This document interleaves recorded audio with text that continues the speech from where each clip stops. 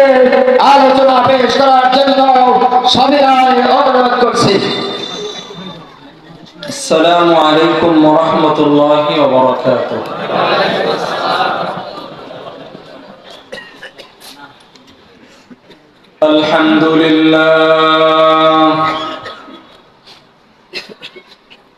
আলহামদুলিল্লাহ নাহমাদুহু ওয়া নাস্তাঈনুহু ওয়া নাস্তাগফিরুহু ওয়া নু'মিনু বিহি ওয়া নাতাওয়াক্কালু আলাইহি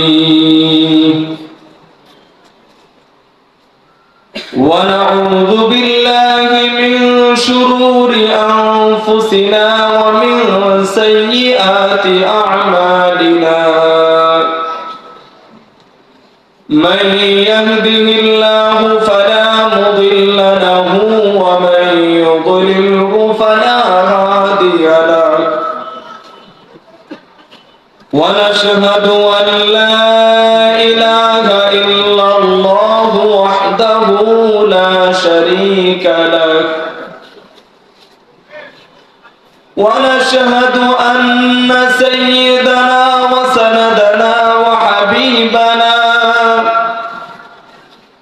وأسوتنا وقدوتنا وأولانا ومولانا محمد صلى الله تعالى عليه وعلى آله وأصحابه وبارك وسلم تسليما.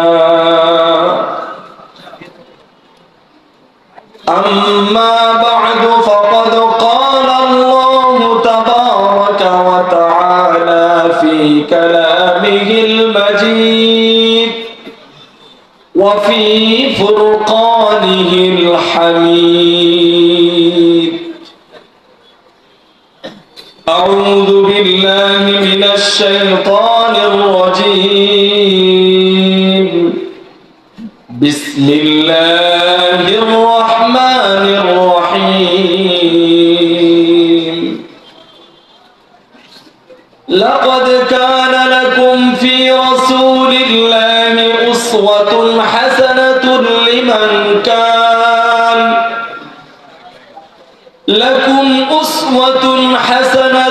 لمن كان يرجو الله واليوم الآخر. صدق الله العظيم وصدق رسوله النبي الحبيب الأمي الكريم. وقال النبي صلى الله عليه وسلم: إن العلماء ورثة الأنبياء فإن الأنبياء لم يورثوا دينارا ولا درهما وإنما ورثوا العلم فمن أخذه أخذ بحظ وافر. وقال النبي صلى الله عليه وسلم: يحمل هذا العلم من كل خلف عدوله ينفون عنه تحريف الغالين وامتحان المبطلين وتأويل الجاهلين. وقال النبي صلى الله عليه وسلم: من تمسك بسنتي عند فساد أمتي فله أجر 100 شهيد أو كما قال عليه الصلاة والسلام. মহিপুর উলামা ঐক্য পরিষদের উদ্যোগে আয়োজিত অধ্যকার এই মহতী মাহফিলের সম্মানিত সভাপতি, মঞ্চে উপবিষ্ট রয়েছেন অত্র অঞ্চলের বিজ্ঞ বিচক্ষণ হযরত উলামায়ে কেরাম এবং আমার সামনে উপস্থিত রয়েছেন অত্র অঞ্চলের দ্বীন পিপাসু, ইলম পিপাসু সত্যান্বেষী, প্রকৃত অর্থে আশিকে রাসূল যারা হতে চান, এরকম কিছু তাওহীদি মুসলিম জনতা। আমাদের মাইকের আওয়াজ যতদূর পর্যন্ত পৌঁছে,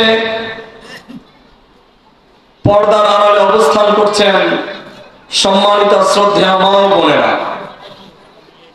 আল্লাহ সুবহানাহু ওয়া তাআলার অসংখ্য অগণিত শুকরিয়া আদায় করছি এই মর্মে যে আল্লাহ সুবহানাহু ওয়া তাআলা আপনাকে আমাকে ফিতনা ফাসাদের এই দুনিয়াতে, দুনিয়ার বয়স যখন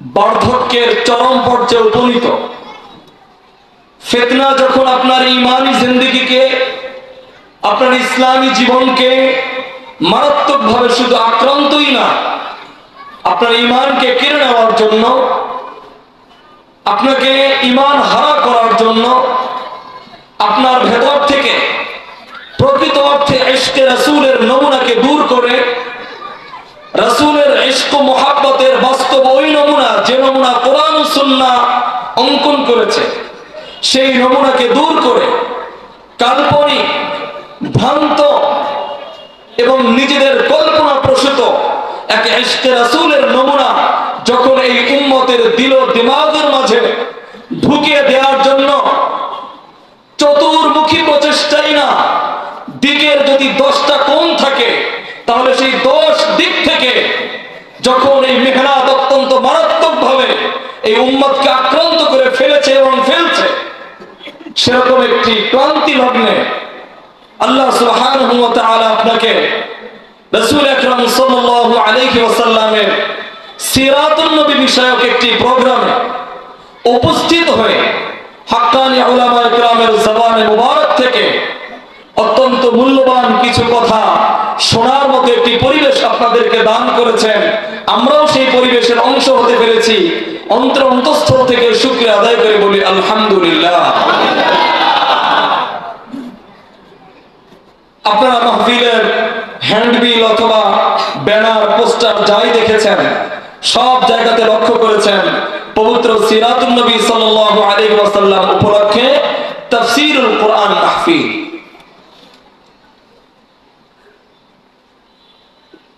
সঙ্গত কারণে আজকের মাহফিলের আলোচনার একটা বড় অংশ জুড়ে রাসূল আকরাম সাল্লাল্লাহু আলাইহি ওয়াসাল্লামের সিরাতে মুবারাকা, এই বিষয়টাই প্রায় সকল আলোচকের আলোচনার মূল প্রতিপাদ্য বিষয় থাকবে।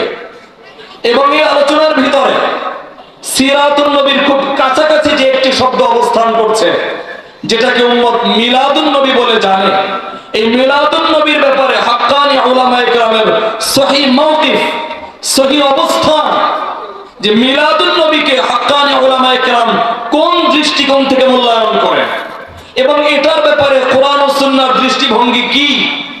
একজন প্রকৃত অর্থে আশিকে রাসূল, যিনি প্রকৃত অর্থে, যিনি মুহিব্বে রাসূল, প্রকৃত অর্থে যার অন্তরে রাসূলের ইশক আছে বলে দাবি করে, সেই মানুষটা তার এই দুই চোখই নয়, সে তার দিলের চোখ থেকে মিলাদুন নবীকে কিভাবে মূল্যায়ন করবে, ইনশাআল্লাহ সে ধরনের কিছু তাত্ত্বিক এবং গ্রহণযোগ্য কিছু কথাই নিয়ে যেতে পারবেন, যদি এই আলোচনাকে গতানুগতিক কোন মাহফিলের আলোচনা মনে না করে, দিল দিমাগকে সজাগ করে অত্যন্ত হক্কানি উলামায়ে কেরামের অত্যন্ত জ্ঞান গর্ব কথাগুলো শ্রবণের মানসিকতা নিয়ে চৌকুশ ভাবে এখানে বসে থাকেন, ইনশাআল্লাহ যখন আলোচনা শেষ হয়ে বাসায় ফিরে যাবেন, একটা সিদ্ধান্তমূলক বক্তব্য এখান থেকে নিয়ে যেতে পারবেন যে আসলে আমাদের চিন্তা ভাবনাটা কেমন হওয়া চাই।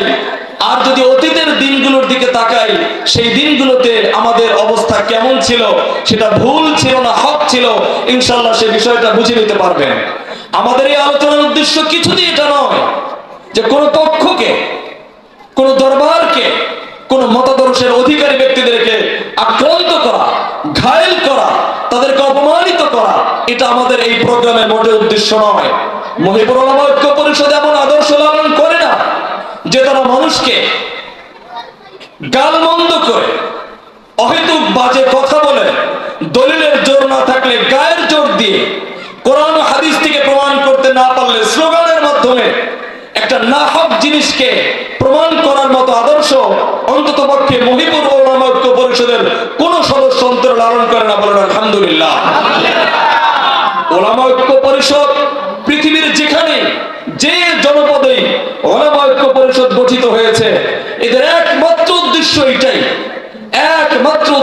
এটাই যে উম্মতের সাধারণ জনসাধারণকে কিভাবে দ্বীনমুখী করা যায়, হক ও হাক্কানিয়াতের ধারক আর বাহক বানানো যায়, কিভাবে তাদেরকে হেদায়েতের পথে আহ্বান করা যায়, এটাই উলামায়ে কেরামের দায়িত্ব।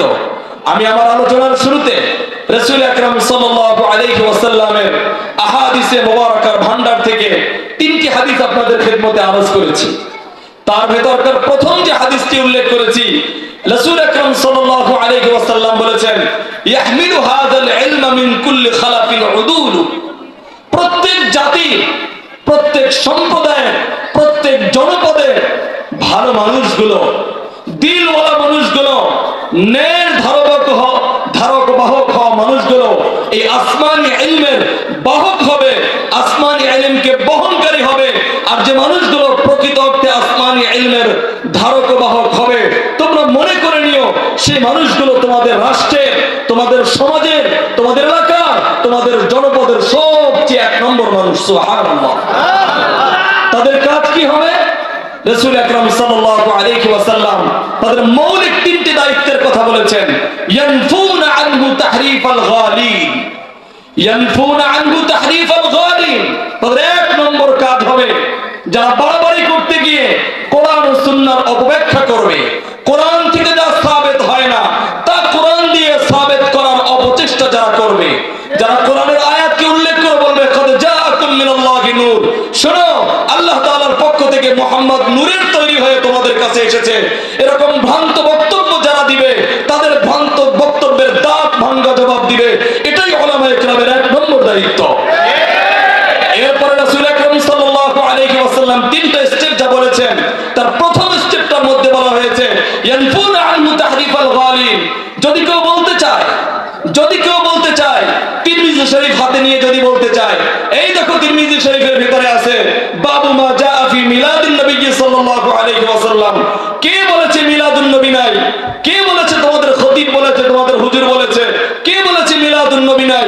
এই যে দেখো তিরমিজি শরীফের মধ্যে ইমাম তিরমিজি রাহমাতুল্লাহি আলাইহি একটি বাব নির্ধারণ করেছেন, একটি অধ্যায় নির্ধারণ করেছেন, বাবু মা জাআ ফি মিলাদিন নবী সাল্লাল্লাহু আলাইহি ওয়াসাল্লাম। সুতরাং তুমি বুঝো আর না বুঝো প্রমাণিত হয়েই গেল যে মিলাদুন নবী আছে। এরকম ভ্রান্ত বক্তব্য যারা দিবে, উলামায়ে কেরামের দায়িত্ব ইয়ানফুনা আনহু তাহরিফাল গালিন। এই জাতীয় বাড়াবাড়ি করার মতো বক্তাদের বক্তব্যের দাঁত ভাঙা জবাব দিবে, এটাই উলামায়ে কেরামের দায়িত্ব। আবার যখন কেউ আপনাকে আর আমাকে বুঝাতে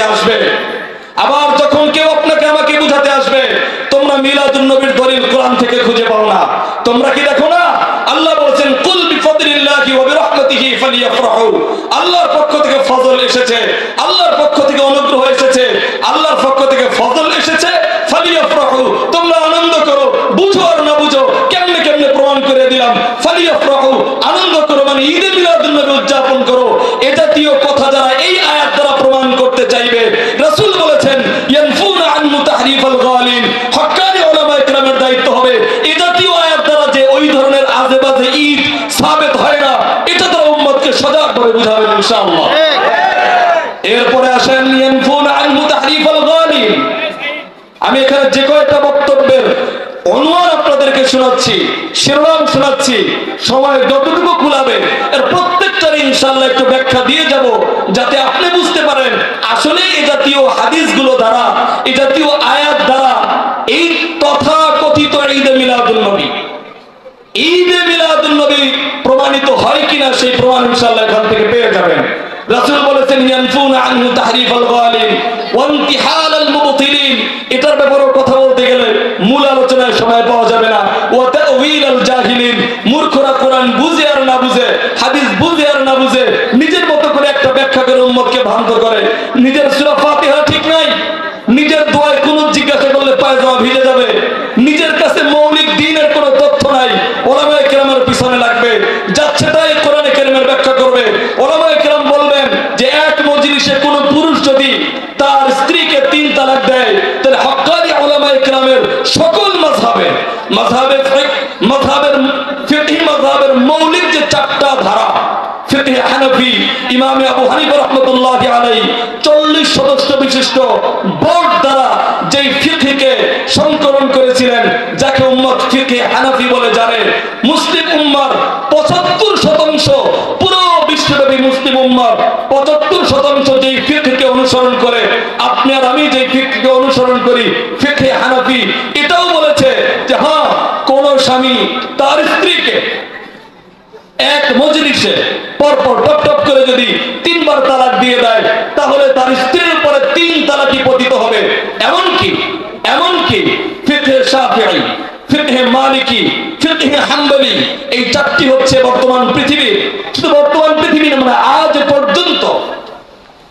পর্যন্ত পৃথিবীর সর্বস্বীকৃত 4টি মাযহাব, হানাফি, শাফিঈ, মালিকি, হাম্বলি, এই 4 মাযহাবের সকল স্কলারগণ, সকল মুজতাহিদিন, সকল ফুকাহায়ে কেরাম এই কথার উপরে একমত পোষণ করেছেন যে এক মজলিসে স্বামী তার স্ত্রীকে 3 তালাক দিয়ে দিলে স্ত্রীর উপরে 3 তালাকই পতিত হয়। এটা হযরত উলামায়ে কেরামের নিজস্ব কোনো গবেষণা নয়। সাইয়্যিদুনা ওমর ইবনুল খাত্তাব রাদিয়াল্লাহু তাআলা আনহু, আল্লাহ সুবহানাহু ওয়া তাআলা এই ওমর ইবনুল খাত্তাবের মতামতকে সাপোর্ট করতে গিয়ে কোরআনে কারীমের অসংখ্য জায়গাতে ওহী অবতীর্ণ করেছেন। ঘটনা এমন হয়েছে, ওমর আগে একটা নিজের মতামত পেশ করেছে, পরক্ষণে আল্লাহ তাআলা ওমরের মতামতকে সাপোর্ট করতে গিয়ে অসংখ্য জায়গাতে ওহী অবতীর্ণ করেছেন। এমন ঘটনা যে মানুষটার ব্যাপারে হয়েছে। শুধু এখানেই শেষ নয়, রাসূল আকরাম সাল্লাল্লাহু আলাইহি ওয়াসাল্লাম পরিষ্কার ঘোষণা করেছেন, লাউ কানা বা'দি নাবিয়্যান লাকানা উমর, আমার পরে যদি কোনো ব্যক্তি নবী হওয়ার থাকতো সেই মানুষটাই হয়তো ওমর।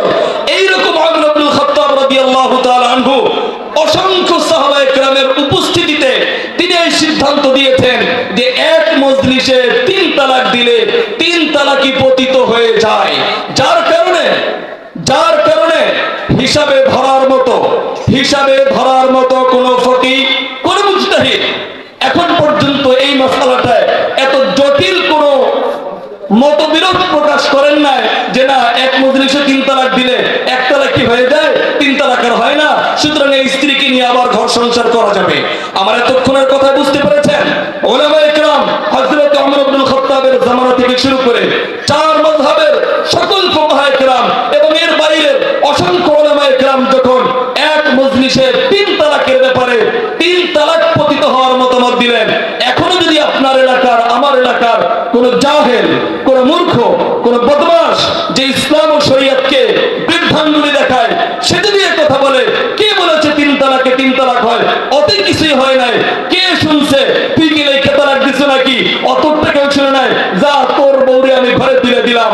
এর জাতীয় জাহেলানা বক্তব্য যারা দিবে, রাসূল বলেছেন ওয়াতাবু ইলাল জাহিলিন, এটা জাতীয় মূর্খদের কোরআন ও সুন্নাহর অপব্যাখ্যার দাঁত ভাঙ্গা জবাব দিবে কারা? হযরত উলামায়ে কেরাম। হে আমার প্রিয় ভাইয়েরা, মহিপুর উলামা ঐক্য পরিষদ এই ধরনের আদর্শে অন্তর্ধারণ করে। তারা চায় নিজেদের স্বার্থ সমর্থের চূড়ান্ত পর্যায়ে পর্যন্ত পৌঁছে সমাজে যত ধরনের ফিতনা মাথাচাড়া দিয়ে উঠবে, যত ধরনের বাতিল মাথাচাড়া দিয়ে উঠবে, ইসলাম যতভাবে আক্রান্ত হবে, উলামা ঐক্য পরিষদ চায় তার সবগুলো দিক থেকেই সকল বাতিলের দাঁত ভাঙ্গা জবাব দিবে। আপনারা চান কি চান না? যদি আপনারা চান এটা, তাহলে ইমানের এই উত্তপ্ততাকে বজায় রাখতে হবে। উলামায়ে কেরাম যখনই আপনাদেরকে যে সকল কাজের জন্য আহ্বান করবেন, যখনই আপনাদেরকে দাওয়াত দিবেন, যখনই আপনাদের কাছে বুদ্ধি, পরামর্শ, সময়, যে কোনো ধরনের সহযোগিতার জন্য আপনাদের দ্বারস্থ হবে, আপনারা ইনশাআল্লাহ সাথে থাকবেন তো?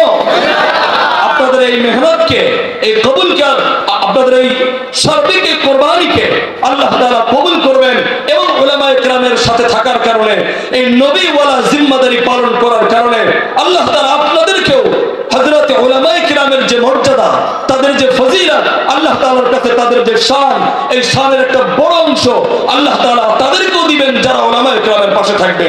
হে আমার প্রিয় ভাইয়েরা, এই কথাটা আমি শুধু এজন্যই বলেছি, এই মহিপুর উলামা ঐক্য পরিষদ যে জন্য গঠিত হয়েছে, যে উদ্দেশ্যে কাজ তারা করতে চায়, সেই উদ্দেশ্যে সেই কাজের প্রথম পদক্ষেপ আজকের এই সিরাতুন নবী প্রোগ্রাম, আজকের এই মাহফিল উলামায়ে কেরামের চিন্তার ফসল। আজকের এই মাহফিল উলামায়ে কেরামের নির্ঘুম রজনী পার করার ফসল। শুধুমাত্র একটা মাহফিলই নয়, আজকের এই মাহফিলের জন্য এমন কিছু বরেণ্য ব্যক্তিদেরকে আহ্বান করা হয়েছে যারা যাদেরকে এই মফস্বল থেকে এত সহজে পাওয়া আমাদের জন্য সম্ভব ছিল না। এদেশের উলামায়ে কেরামের সকলের কাছে তিনি বয়সে ছোট, তাদের কাছে তিনি স্নেহের পাত্র। মানুষটা বয়সের দিক থেকে অতটা বেশি না হলেও আলহামদুলিল্লাহ ইলমের লাইনে, তাহকিকের লাইনে, দক্ষতার লাইনে, আমলের লাইনে, যে কোনো লাইনে এবং যে কোনো বিষয়কে অত্যন্ত ভারসাম্যপূর্ণভাবে, দার্লিকভাবে উপস্থাপন করার জন্য ইতিমধ্যেই তিনি আমাদের দেশের ভিতরে একজন প্রবাদ সম আলিম। যে আলিমকে উপমা দেওয়া যায় যে মানে হইলে অমুকের মতো হও, বললে অমুকের মতো বলো, সেই রকম মানুষ হযরত মাওলানা মুফতি রেজাউল করিম আবরার দামাত বারাকাতুহুল আলিয়া, তিনিও আজকের এই মাহফিলের প্রধান আলোচক হিসেবে তিনি ইনশাআল্লাহ আমন্ত্রিত হয়েছেন এবং আমি যতটুকু জানি তিনি ইতিমধ্যেই মহিপুরে চলে এসেছেন। ইনশাআল্লাহ নির্ধারিত সময়ে তিনি আলোচনার জন্য আসবেন। এটা আপনাদের জন্য সৌভাগ্য কিনা বলেন? এই জাতীয় প্রোগ্রাম ইনশাআল্লাহ আমরা শুধুমাত্র সিজনাল রবিউল আউয়াল আসতে একটা প্রোগ্রাম হয়, তাই আমরা চাই না। আমরা চাই মহিপুর উলামা ঐক্য পরিষদ চায় সব সময় এই জনপদের মানুষের মাঝে দ্বীন বিতরণ করার জন্য, দ্বীনি ইলম বিতরণ করার জন্য আসমানি ইলম যা হযরত উলামায়ে কেরাম অর্জন করেছেন সেগুলো আপনাদেরকে দিতে চান। যদি আপনারা নিতে আগ্রহী হন ইনশাআল্লাহ পেতেই থাকবেন, পেয়েই যাবেন।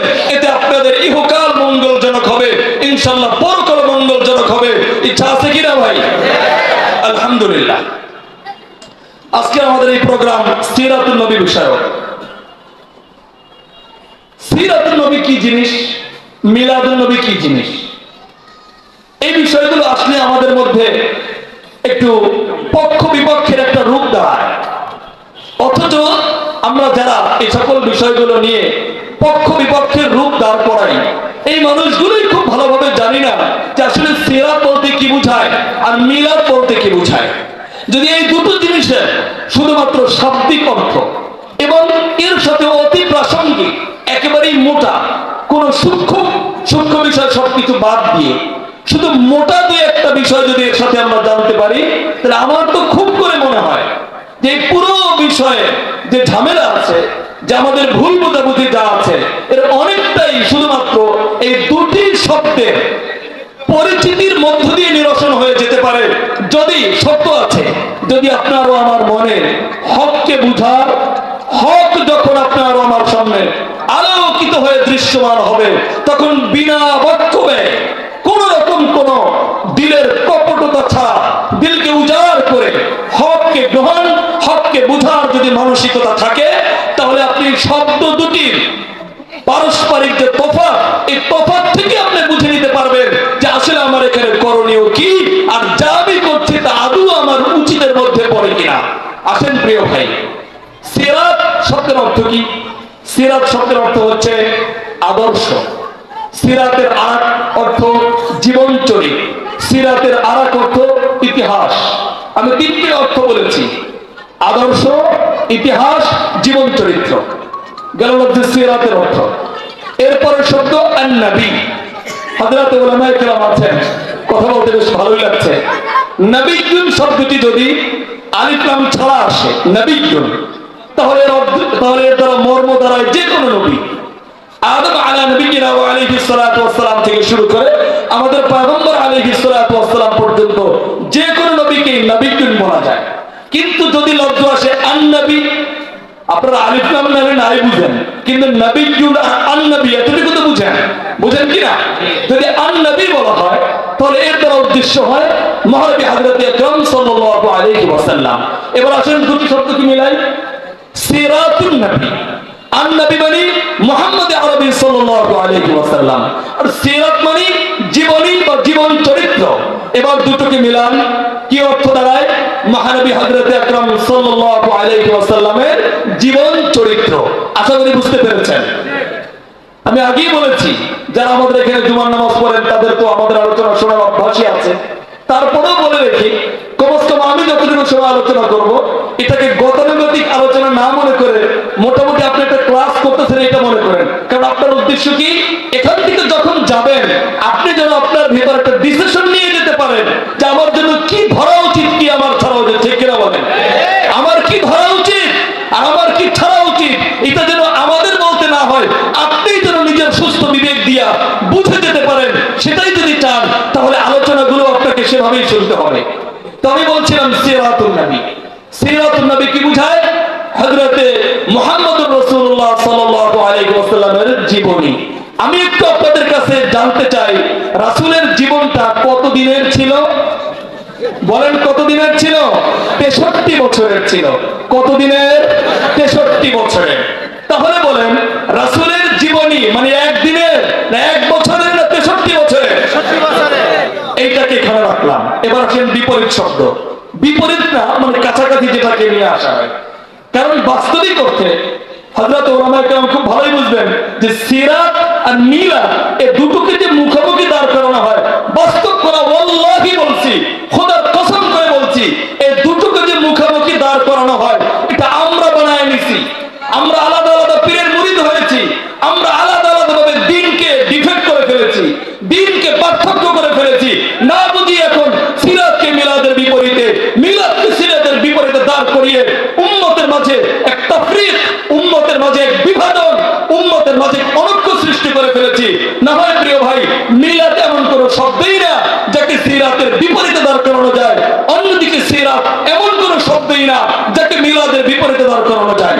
না হয় প্রত্যেকটা শব্দের আলাদা অর্থ আছে, আলাদা মর্ম আছে, আলাদা দাবি আছে, আলাদা প্রেক্ষাপট আছে, সবকিছুই আলাদা। তাহলে যেখানে সবকিছুই সম্পূর্ণ আলাদা, এর একটাকে আরেকটার সাথে মিলাই আমরা কোন যুক্তিতে?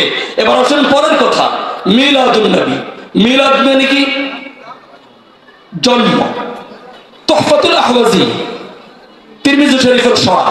তুহফাতুল আহওয়াজি বলা মিলাদুন নবীর ব্যাখ্যা করতে গিয়ে বলেছেন, বাবু মা জা ফি মিলাদিন নবী আই ওয়াক্তু বিলাদাতিহি সাল্লাল্লাহু আলাইহি ওয়াসাল্লাম, অর্থাৎ রাসূল আকরাম সাল্লাল্লাহু আলাইহি ওয়াসাল্লামের জন্মের সময়।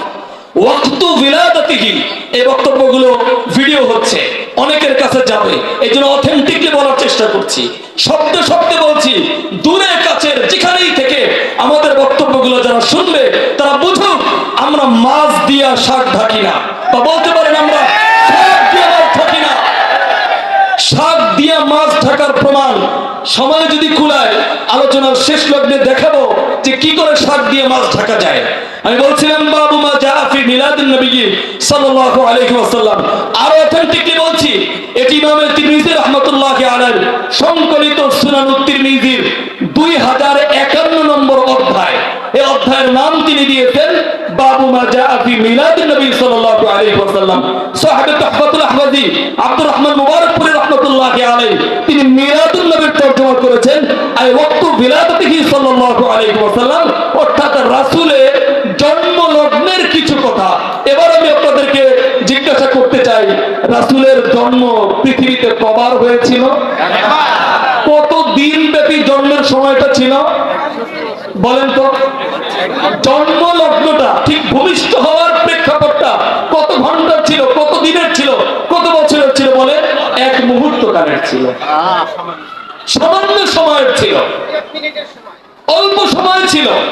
আমরা জানি রাসূল আকরাম সাল্লাল্লাহু আলাইহি ওয়াসাল্লামের আম্মা আমিনা, তার এই সময়ে এক খাদেম ছিলেন, ওলামায়ে কেরাম জানবেন, বারাকা, যার নাম পরবর্তীতে উম্মে আয়মান হয়েছিল। এই উম্মে আয়মান পরবর্তীতে রাসূলের আযাদকৃত গোলাম যায়েদ বিন হারেসার স্ত্রী হয়েছিলেন। এই উম্মে আয়মানের যখন যায়েদ বিন হারেসার সাথে বিয়ে হচ্ছিল, যায়েদ বিন হারেসাকে রাসূলুল্লাহ বলেছিলেন, যায়েদ তুমি কি জানো আজ তুমি কার দায়িত্ব নিতে যাচ্ছ? কি আজ তোমার স্ত্রী হতে যাচ্ছে? যিনি আজ তোমার স্ত্রী হতে যাচ্ছেন তিনি আমার মায়ের পরের দ্বিতীয় মা। সুবহানাল্লাহ। এই মানুষটা কে ছিলেন সংক্ষেপে 2-1 মিনিটে বলে যাই। তিনি 6 কি 8 বছর বয়সে রাসূল আকরাম সাল্লাল্লাহু আলাইহি ওয়াসাল্লামের পিতা আব্দুল্লাহ তাকে তাকে এক বাজার থেকে দাসী হিসাবে ক্রয় করেছিলেন। আমি কিন্তু আলোচনা ভুলি না যে কোন জায়গা থেকে এখানে চলে এসেছি, দুই এক তিনটা ব্যক্তির নাম যেহেতু এসেছে একটু বলেই যায়। তাকে বাজার থেকে ক্রয় করে আনলেন। যখন আনলেন ততদিনে আমিনা রাসূলের মা, তিনি সন্তান সম্ভবা। এই সময় মহিলাদের একটু খেদমতের প্রয়োজন হয়, সব কাজগুলো নিজে গুছিয়ে উঠতে পারেন না। এই বারাকা রাসূলের মায়ের খাদেমা হয়ে গেলেন। রাসূলের মাকে রাসূলের আব্বা রেখে সফরে চলে গেলেন, ইন্তেকাল হয়ে গেল। লম্বা ঘটনা। রাসূলের ওলাদতের কিছুদিন আগে আমিনা স্বপ্নে দেখেন আকাশ থেকে গ্রহ নক্ষত্রের অনেকগুলো এক খাঞ্চা ভরা গ্রহ নক্ষত্র আকাশ থেকে পড়ে তার পেটের উপরে পড়ে সবগুলো কেমন জানি কোথায় লুকিয়ে গেল, তিনি কোনো ট্যারি করতে পারলেন না। তিনি কার কাছে স্বপ্নের কথা জানাবেন? বারাকাকে বললেন, বারাকা, আমি এমন একটি স্বপ্ন দেখেছি, বুঝিয়ে আসছে না যে এই স্বপ্নের কি ব্যাখ্যা, এই স্বপ্নের কি তাবির আমার বুঝে আসছে না। বারাকা কিছু না বুঝেই বারাকা এটা বুঝলেন যেটি আমিনার জন্য অনেক বড় সুসংবাদ। তিনি আমিনাকে বলে ফেললেন, সাইয়্যিদা, আমার সরদার, আমার আকা, আমার মুনিব, আমার মনে হচ্ছে আল্লাহ সুবহানাহু ওয়া তাআলা আপনাকে পৃথিবী বিখ্যাত অনুপম আদর্শের অধিকারী, লক্ষ বালকের সেরা বালক এমন কোন সন্তান আল্লাহ তাআলা আপনাকে দান করবেন। সুবহানাল্লাহ। তাই হলো। অনেক লম্বা কথা। রাসূলের জীবনে তিনি যখন রাসূলুল্লাহ খাদিজাতুল কুবরা রাদিয়াল্লাহু তাআলা আনহাকে বিয়ে করলেন, তখন তিনি একবার রাসূলুল্লাহ বারাকাকে বলেন, আম্মাজান, আপনার বয়স যা এখনো, তাতেও আপনাকে এখন বৈবাহিক বন্ধনে আবদ্ধ করা যায়। আমরা তো আলহামদুলিল্লাহ সংসার খুব ভালোই করছি, আপনার জন্য এরকম করে বন্দোবস্ত করি। তিনি রাজি হলেন না। একদিন দুদিন রাজি হচ্ছেন না।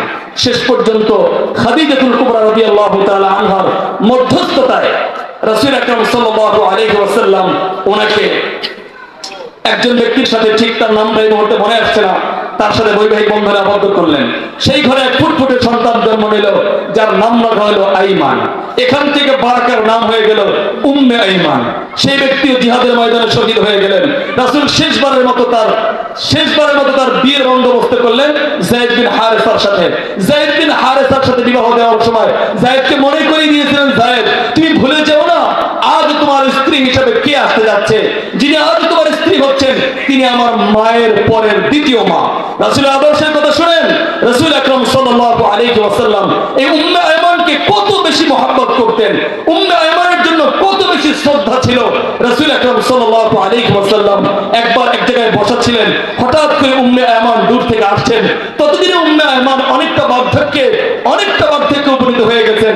রাসূল দেখেই দাঁড়িয়ে গেলেন, শুধু দাঁড়ালেনই না, তার কাছে গেলেন, খুব শ্রদ্ধার সাথে ধরে নিয়ে এসে খুব কাছাকাছি নিয়ে এসে রাসূল তার চাদর মোবারক বিছিয়ে উম্মে আইমানকে তার উপরে বসালেন।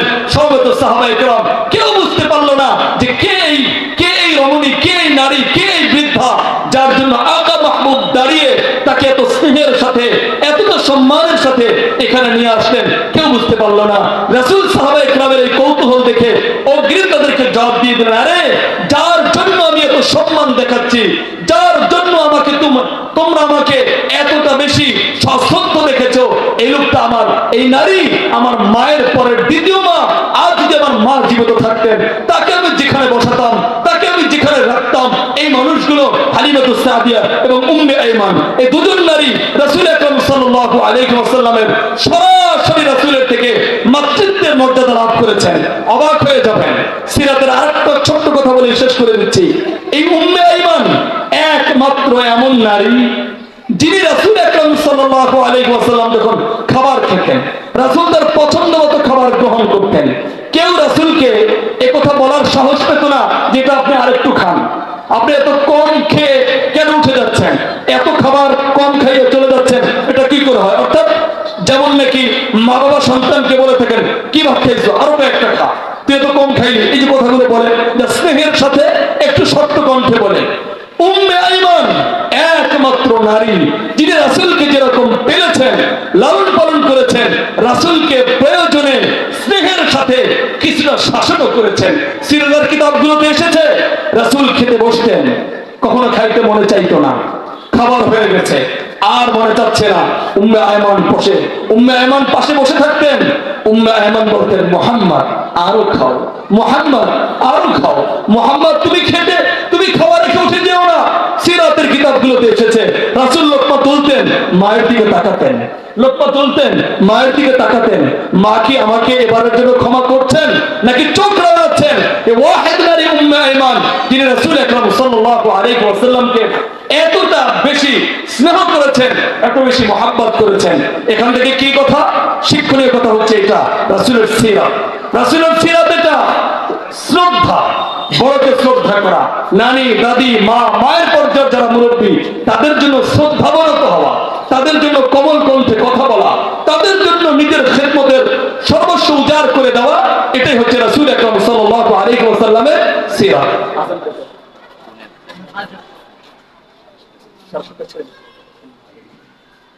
আচ্ছা, সার কথা চলে আসি।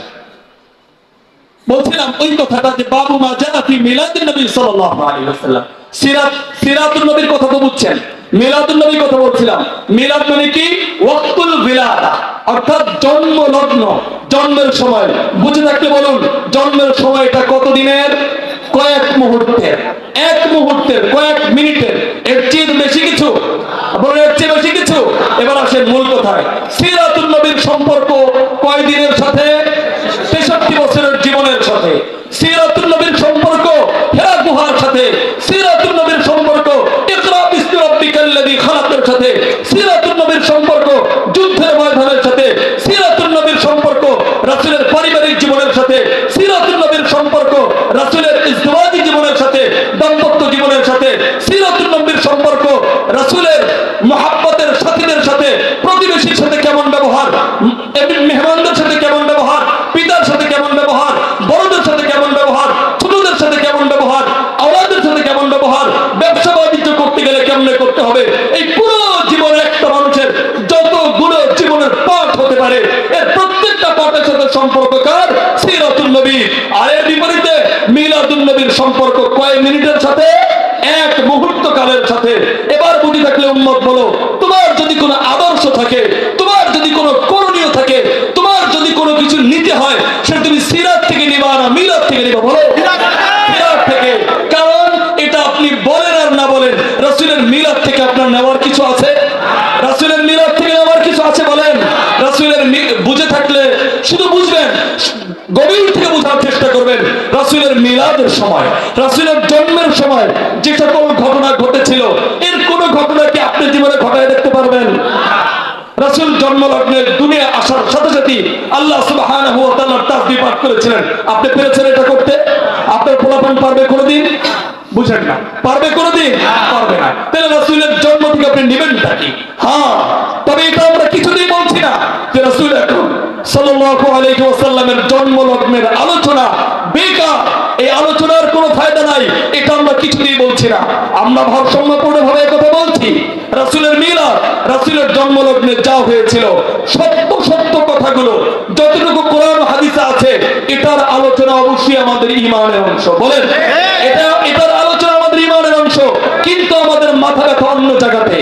যখন তোমরা রাসূলের জন্মলগ্নকে কেন্দ্র করে 2 ঈদের বাইরে আলাদা একটা ঈদ উদযাপন করো, আবার কথা বাড়িয়ে এটাও বলো সকল ঈদের ঈদ, ঈদে মিলাদুন নবী, মুমিনের ঈদ, একথা যখন বলো, তখন তো আমরা এটাকে প্রতিবাদ করবো ইনশাআল্লাহ। আমরা বিশ্বাস করি রাসূল দুনিয়াতে এসেছেন, এটা আমাদের জন্য আনন্দের। রাসূল দুনিয়াতে এসেছেন ওই দিন বরকতের। রাসূল যেদিন দুনিয়া এসেছিলেন, পৃথিবীর যে কোনো দিনের তুলনায়, পৃথিবীর প্রথম দিবস থেকে শুরু করে কিয়ামত পর্যন্ত, শেষ দিন পর্যন্ত, প্রত্যেক দিনের চেয়ে ওই দিনটা আমাদের কাছে বেশি আনন্দের, ওই দিনটা আমাদের কাছে বেশি, সবচেয়ে বেশি গুরুত্বের। তার মানে এটা নয় যে ওই দিনকে আমরা এমন কিছু করব, ওই দিনকে ঘিরে আমরা এমন কিছু করব যা সাহাবায়ে কেরাম করেন নাই। ওই দিনকে ঘিরে আমরা এমন কিছু করব যা তাবিঈন করেন নাই। ওই দিনকে ঘিরে আমরা এমন কিছু করব যা 600 হিজরির আগ পর্যন্ত পৃথিবীর আলো বাতাস কোনোদিন এই ঈদ নামের ভ্রান্ত ঈদ, ঈদে মিলাদুন নবী নামের ভ্রান্ত ঈদ পৃথিবীর ইতিহাসে 600 হিজরির আগ পর্যন্ত যা ছিল না, তা আমরা কোনোদিন করতে পারি না। হ্যাঁ আমার প্রিয় ভাইরা, বুঝবেন এই কথাটা। আজকের মিলাদের যে প্রচলিত রূপ দেওয়া হয়েছে, প্রচলিত মিলাদের রূপ তো বুঝছেন তো, প্রচলিত যে মিলাদের রূপ, যেখানে জাস্ট জুলুস করা হচ্ছে, যেখানে মন গড়া যত সব আজে বাজে কাওয়ালি গাওয়া হচ্ছে, যেখানে সবুজ পতাকা উড়াইয়া শহরে প্রদক্ষিণ করা হচ্ছে আর দেখানো হচ্ছে আমরাই প্রকৃত অর্থে আশিকে রাসূল, আমরাই মূলত রাসূলের ইশকের একমাত্র ডিলার, এ জাতীয় কথাগুলো যারা দেখাচ্ছে আমরা তাদের কাছে বিনয়ের সাথে জানতে চাই, তোমরা যে এই ঈদ মিলাদুন নবী নামে 3 নম্বর একটি ঈদ দিয়েছো, বলো এই ঈদ কোন সাহাবী উদযাপন করেছেন? তোমরা বলো এটা যদি ঈদের দিন হয় তাহলে এই ঈদে তোমাদের নামাজ কই? যদি এটা ঈদের দিন হয় তাহলে সাহাবায়ে কেরামের জীবনে কেন ছিল না? রাসূলকে যারা এত বেশি মহব্বত করতেন, তাবেঈন সাহাবীদেরকে মহব্বত করতেন, তাবেঈনদেরকে মহব্বত করতেন, এভাবে 600 হিজরি পর্যন্ত একজনের জীবনেও কেন তথাকথিত ঈদ মিলাদুন নবী আমরা পাই না? এই কথার জবাব তোমরা তোমাদেরকে দিতেই কিন্তু হবে। আমার প্রিয় ভাইরা, বুঝেন খুব ভালো করে বুঝে নেন, যে সকল ভাইরা মিলাদুন নবী শুধু করেনি না, বাড়াবাড়ি করে, এই বাড়াবাড়ি করতে গিয়ে তিরমিজি শরীফে এভাবে করে কিতাব উঁচিয়ে, বড় কিতাব উঁচিয়ে, এই কে বলেছে, কোন ওহাবীরা বলেছে মিলাদুন নবী নাই? এই যে দেখো তিরমিজি শরীফের ভিতরে ইমামে তিরমিজি রাহমাতুল্লাহ আলাইহি একটা অধ্যায় নির্ধারণ করেছেন, বাবু মা জা ফি মিলাদুন নবী সাল্লাল্লাহু আলাইহি ওয়াসাল্লাম। আচ্ছা শুনেন ভাবখানা কিরকম, কিতাবটা উঁচু করলো, অধ্যায়টা পড়ে শোনাই দিল, বাস কিসসা খালাস, সাবিত হয়ে গেছে যে মিলাদুন নবী আছে। এই মিয়া মানুষকে কি আপনি পাগল পেয়েছেন নাকি? মিলাদুন নবী সাল্লাল্লাহু আলাইহি ওয়াসাল্লাম কি অর্থে এতটুকু বলেন যে রাসূলের জন্ম লগ্নের কয়েকটা কথা, রাসূলের জন্ম কবে হয়েছিল সেই মর্মের কথা, রাসূলের জন্ম হয়েছে এটাকে আমরা অস্বীকার করি? বলবেন না। রাসূল যে দুনিয়ায় এসেছিলেন কোন একদিন, তাকে কি অস্বীকার করতেছেন আপনারা? রাসূল দুনিয়ায় এসেছিলেন, মানুষ হয়ে এসেছিলেন, রিসালাতের দায়িত্ব পালন করেছেন, আল্লাহ তাআলার যখন ইচ্ছা হয়েছে তাকে উঠিয়ে নিয়ে গেছে, এর একটাও কি আমরা অস্বীকার করতেছি? তাহলে তোমরা যে তিরমিজি শরীফ উঠাইয়া বাবু মা জা ফি মিলাদুন নবী সবাইরে বুঝাইতেছে মিলাদুন নবী আছে, আরে ভাই এই কিতাবে যে মিলাদুন নবী আছে আমরা তো সেটার বিরোধী না, তুমি বললা যে মিলাদুন নবী বাজারে প্রতিষ্ঠা করতে চাও, তুমি যে ঈদ উদযাপনের একটা রেওয়াজ প্রচার করছো, তুমি যেটাকে ঈদ বলে মানুষকে ভ্রান্ততার দিকে নিয়ে যাচ্ছ, আমরা তো সেটার বিরোধিতা করছি, আমরা তো তিরমিজি শরীফের মিলাদের বিরোধিতা করতেছি না। এবার বুঝেন তিরমিজি শরীফের মিলাদের বিরোধিতা আমরা কেমনে করতেছি না, আমরা তাদেরকে জানতে চাই। আপনারা যখন তিরমিজি শরীফটা হাতে উঁচু করে খুব লম্বা করে দেখান, সামনের হাদিসগুলো পড়েন না কেন? খালি বাবের তবে অধ্যায়ের নামটা বলেই বাস প্রমাণিত হয়ে গেছে যে আমাদের যে মিলাদুন নবী এটা আছে, সামনের হাদিসগুলো পড়ে না। আমি আপনাদেরকে শুনিয়ে যাচ্ছি, একথা শুনিয়ে যাচ্ছি, তিরমিজি শরীফের এই অধ্যায়ের ভিতরে কয়টি হাদিস আছে ওলামায়ে কেরাম শুনে রাখেন। এই অধ্যায়ে একটি মাত্র হাদিস, কয়টি হাদিস? একটি মাত্র হাদিস। বাবু মা জা ফি মিলাদুন নবী অধ্যায়ে কয়টা হাদিস? একটা হাদিস। হাদিসের নম্বরটা মনে রাখেন 3768 3768। কত নম্বর হাদিস? 3768। এটাকে দলিল হিসাবে প্রমাণ শেষ করছি। এটাকে দলিল দেওয়া তখনই ঠিক হইতো যদি এই হাদিসের ভিতরে তোমরা যেভাবে মিলাদুন নবী উদযাপন করো, তোমরা যেভাবে ঈদ বানায় উদযাপন করো, তার কোনো ইঙ্গিত যদি এই হাদিসে থাকতো, তাহলে এই হাদিসকে মিলাদুন নবীর দলিল বানানো ঠিক হইতো, আমরা মেনে নিতাম। কিন্তু শোনেন উম্মতে মুসলিমা, এই হাদিসের মধ্যে কি এসেছে? এই হাদিসের মধ্যে একটা মাত্র হাদিস, ওই মানুষগুলো যে হাদিসটা পড়ে না এটাই প্রমাণ যে এই হাদিস দিয়ে কাজ ছাড়বে না, এই হাদিস দিয়ে মিলাদুন নবী প্রমাণিত হবে না। পরিষ্কার হয়ে আপনাদেরকে হাদিসটা শুনিয়ে যাচ্ছি, লম্বা সনদ, সনদের শেষের দিকে রাবি হাদিস বলেন উলিদতু আনা ওয়া রাসূলুল্লাহ সাল্লাল্লাহু আলাইহি ওয়াসাল্লাম আমাল ফিল। হাদিসের বর্ণনাকারী বলেন যে আমি এবং রাসূলুল্লাহ হাতির কাহিনী যে বছর ঘটেছিল সেই বছর আমি এবং রাসূল একই বছর জন্মগ্রহণ করেছি। আরেকজন এই ব্যক্তিকে জিজ্ঞাসা করে, আচ্ছা আপনি বড় না রাসূলুল্লাহ বড়? তখন তিনি জবাব দেন, রাসূল আমার চেয়ে মর্যাদায় বড় আর আমি রাসূলের চেয়ে জন্মের সময় অনুযায়ী বড়। শেষ হাদিস। কি মিলাদুন নবী সাবিত হয়েছে? বুঝেন না কি মিলাদুন নবী সাবিত হয়েছে? মিলাদুন নবী সাবিত হয়েছে? এই সাবিত হবে না। এই জন্য বাবু মা জা ফি মিলাদুন নবী অধ্যায়ের নাম তারা ঠিকই পড়ে, কিন্তু এই পরের হাদিস তারা পড়ে না, কারণ এই হাদিস পড়লে চিরা ভিজবে না, এই হাদিস পড়লে মিলাদুন নবী সাবিত হবে না। এই হাদিস পড়লে হাদিসের কিতাব দিয়া তথাকথিত মিলাদুন নবী জীবনে প্রমাণ করা যাবে না, এই জন্য তারা এই হাদিসটা পড়ে না। হ্যাঁ আমার প্রিয় ভাইরা, মনে কষ্ট নেবেন না, আমরা কারো প্রতি আক্রোশ মনে লালন করি না। আমরা চাই উলামায়ে কেরামের আহ্বানে এই দেশ, এই জাতি, এই উম্মতে মুসলিমা হক ও হক্কানিয়তের পথে আসবে, সেজন্য আমরা কাজ করে যাচ্ছি। আল্লাহ তাআলা আপনাদেরকে হক বুঝার তৌফিক দান করুন।